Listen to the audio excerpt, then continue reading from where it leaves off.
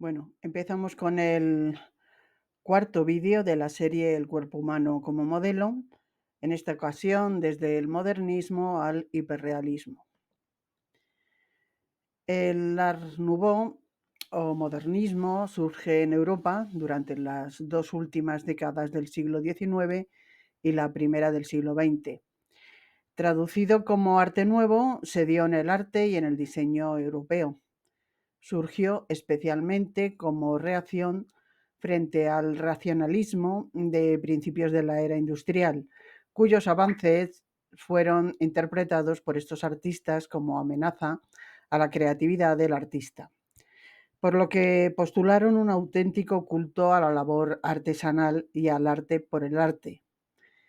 Tiene como objetivos la relación del arte con la vida, la naturaleza, utilizando líneas curvas ondulantes, y lleva un significado para la sociedad que trata de no basarse en la tradición.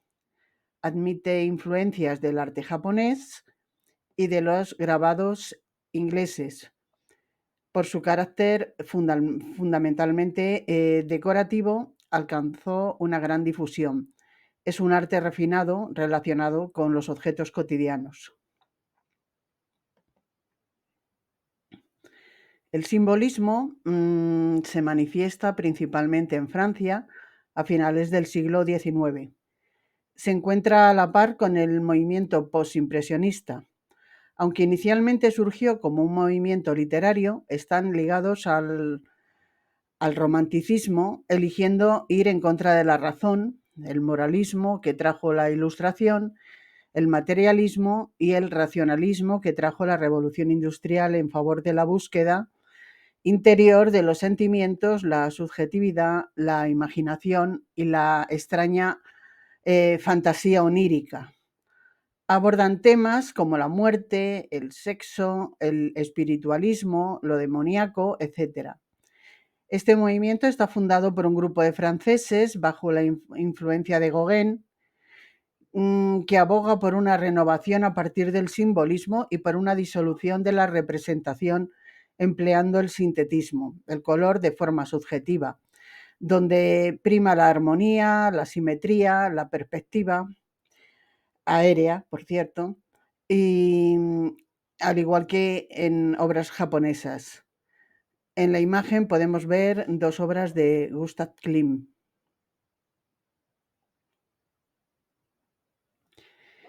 Y llegamos al expresionismo, que surge en Europa, principalmente en Alemania, en los últimos años del siglo XIX y principios del XX. Contiene una gran carga psicológica y emocional con connotaciones sociales. Aquí caben pinturas que adoptan como tema estados mentales, representados con tanta fuerza que la apariencia normal de las cosas queda distorsionada y bastante exagerada para lograr el efecto deseado. Utilizan a veces el pincel casi como un buril, como si estuvieran haciendo una xilografía. Es un trazo fuerte que intenta romper, herir. Un carácter expresionista es la evasión del mundo y causar la conmoción del espectador. En general hay un predominio de trazos violentos, empastados y agresivos en el colectivo Die Brücke, el colectivo El Puente. Y sin embargo, de líneas curvas y trazos más sosegados en el otro colectivo, que es el del jinete azul. Los colores son intensos en general y contrastados, y no se pretende hacer algo decorativo. La figura humana muestra una inspiración violenta, espontánea, rebelde y apasionada.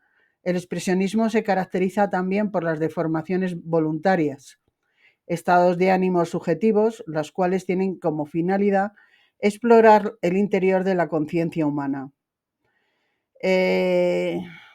La temática con especial atención a escenas de desnudos en el campo o bañándose, escenas urbanas agobiantes y representaciones armónicas de la naturaleza.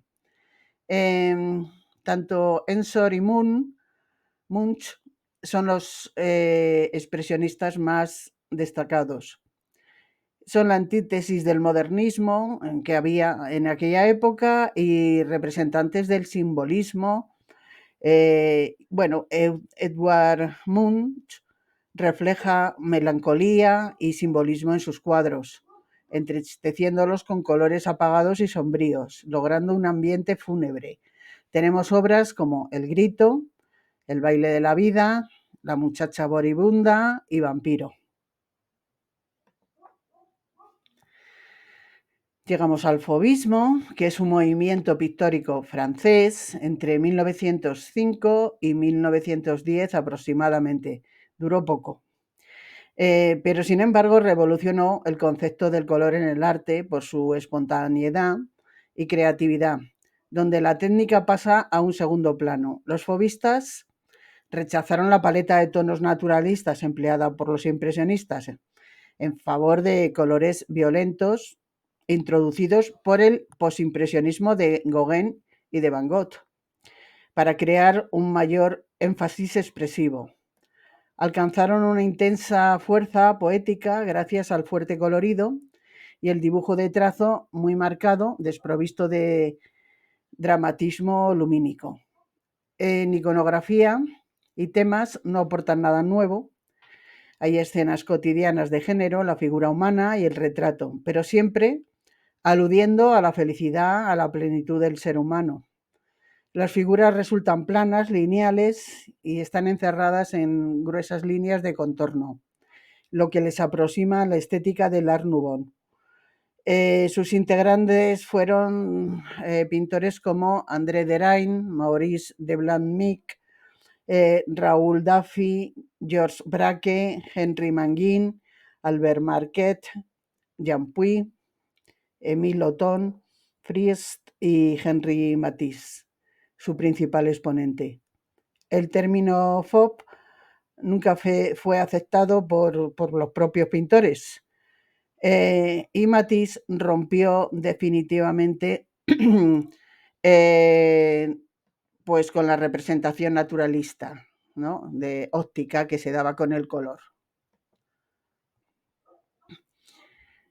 En el cubismo podemos ver que es un movimiento artístico fechado entre 1907 y 1914, que surge en Francia y se extiende por todo el mundo. Se inspira en los postulados artísticos de Paul Cézanne y de Seurat. Su planteamiento básico es representar obras de la realidad, pero fracturadas por medio de la geometrización de la forma, de tal manera que se representaban las mismas formas del objeto, vistas desde varios ángulos a modo de simultaneidad de planos. Los artistas cubistas pintaban superficies planas. La perspectiva dada a la obra era aparente. Lograban por medio del alargamiento de las líneas y ángulos esa sensación de perspectiva. El color fue virtualmente suprimido, subordinándose a las formas y por tanto al dibujo. Los cubistas crearon la superposición a través de la visión polifacética y simultánea del objeto. El cubismo es un arte mental, no solo de las formas, sino en la concepción de la obra. Para comprender un cuadro hay que pensarlo. Desarrolla un replanteamiento de la obra de arte, de lo que son las formas, de la luz, de la perspectiva, el movimiento, el volumen, el espacio, el color. Todo ello exige del espectador un esfuerzo mental para reconstruir la figura, que no se observa a simple vista. En el cubismo no es el color, sino la línea la que crea la figura y compone el cuadro. Sus obras no son producto de la casualidad, sino son o llegan a ser a partir de un proceso de creación meditado y consciente. Como creadores del movimiento cubista podemos nombrar a importantes personajes como Pablo Picasso y Georges Braque. Entrando al estilo cubista, las figuras humanas están conformadas por figuras geométricas elementales, mientras que para representar las caras se basan en la escultura ibérica y las máscaras africanas. pierden en su totalidad la idea de cuerpo en su forma natural, señalándolo solamente con los elementos básicos. Esto que vemos aquí es el futurismo, que se da entre 1909 y 1914. Es un movimiento fundamentalmente italiano. El futurismo procede directamente del cubismo, pero va evolucionando rápidamente hacia una estética diferenciada, debido a su obsesión por representar la velocidad. Se busca el escándalo, se admira la velocidad y la tecnología, que son las señas de identidad del mundo moderno, y pretende romper con el pasado. Bueno, para ellos nada del pasado merece la pena ser conservado y condenan a los museos a los que consideran como cementerios. Pretenden y valoran la originalidad por encima de todo. Tratan de representar el movimiento y para ello traza formas de bloque desde diferentes puntos de vista, tal como lo haría una cámara fotográfica. No desean ver nada estático. Sus temas preferidos se encuentran dentro de la vida urbana. Sus obras se caracterizan por el color, las formas geométricas y la representación del movimiento y la velocidad. Para ello representan los objetos sucesivamente, pintándolos en varias posiciones. Un código que se ha popularizado en los cómics y en los dibujos animados. Tienden a utilizar colores puros. El fundador, Marinetti, apoyó al fascismo italiano, ya que era amigo personal de Mussolini. Y tanto el futurismo como el fascismo compartían un mismo nacionalismo agresivo. Por eso ese movimiento aparece asociado como arte oficial del fascismo. En definitiva, las características fundamentales del futurismo podrían resumirse fácilmente: exaltación de la originalidad, negación del pasado y del academicismo, desprecio del arte imitativo, deseo de expresar en sus obras el tiempo actual con dinamismo y el movimiento basado siempre en la velocidad, la energía, la fuerza y la representación del espacio y el color, creando ritmos mediante forma y color, temática figurativa con máquinas, guerra, deportes, coches y con una utilización de los colores refulgentes, transparencias, pinceladas fragmentadas a la manera divisionista. Y bueno, la figura humana se ve restringida a la representación a partir de todos estos conceptos.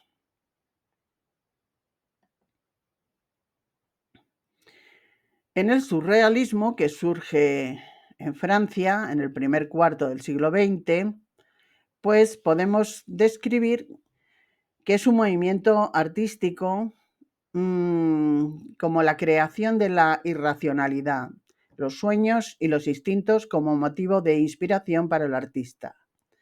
Los surrealistas intentan sobrepasar lo real impulsando con automatismo psíquico, lo imaginario y lo irracional. Crean un mundo fantástico en el que las leyes de la ciencia y la representación de la realidad no tienen cabida. Se considera a André Breton como el creador del movimiento surrealista, principalmente por sus aportaciones teóricas. El pensamiento oculto y prohibido son dos fuentes de inspiración de los pintores. La inspiración se busca en la asociación de la psique, lo reprimido, el erotismo y la sexualidad, con lo que crean y descubren ámbitos y realidades oníricas. Estos no tienen por qué ser sueños reales, se puede soñar despierto. La larga elaboración que requiere una obra no permite el automatismo al final. Crean un nuevo mundo visible. Se procura que el subconsciente brote espontáneo y sea el dueño de la obra de arte. Aparece como reacción culta contra la revolución dada, contra el arrasamiento del arte, al recuperar el valor de la obra hecha.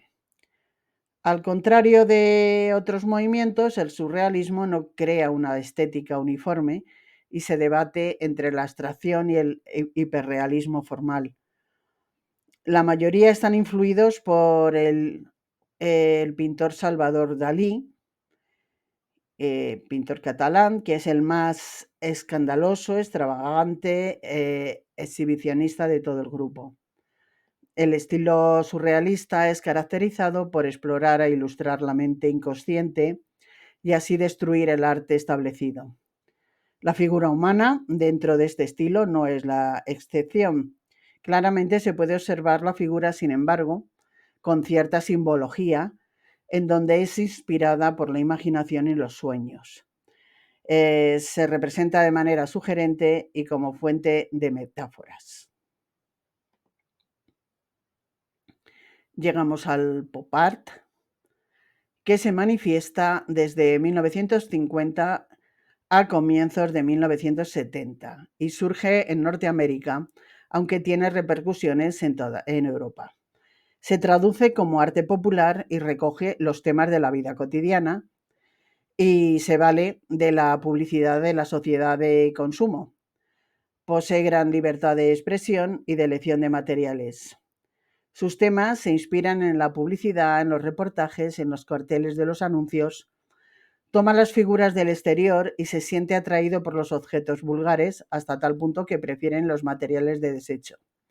Entre los artistas cabe destacar Lichtenstein, Rosenquist, Wisselmann, que producen obras inspiradas en las técnicas de los cómics, en las que aparece la figura humana y la utilización de colores brillantes.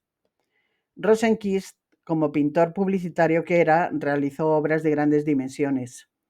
Pero de todos los pintores del pop, uno de los más conocidos es Andy Warhol, proveniente del mundo de la cinematografía. El estilo pop art viene también a cambiar por completo el arte. La figura humana es utilizada ahora mediante la representación de personajes populares al estilo del cómic o la serialización, mediante la técnica del grabado, utilizado por la tecnología posible en aquella época. Y por último tenemos el hiperrealismo, que es de final de la década de 1960. Y es una técnica desarrollada en Norteamérica y Gran Bretaña como evolución del nuevo realismo. Su característica fundamental es la ampliación de la realidad a gran escala. Las obras son abordadas de forma minuciosa y detallada. El realismo fotográfico viene a ser su equivalente, ya que los artistas utilizaban la fotografía o diapositivas proyectándolas sobre el lienzo. Algunos pintores prefieren usar el término de realismo fotográfico solo cuando una pintura se ha realizado a partir de una fotografía. Fue un éxito comercial en aquella época, porque además fue, pues nada, los coleccionistas de Estados Unidos compraron muchísimo. La técnica exige la extrema atención al detalle, lo que paradójicamente les lleva a crear un fuerte sentimiento de irrealidad en ocasiones.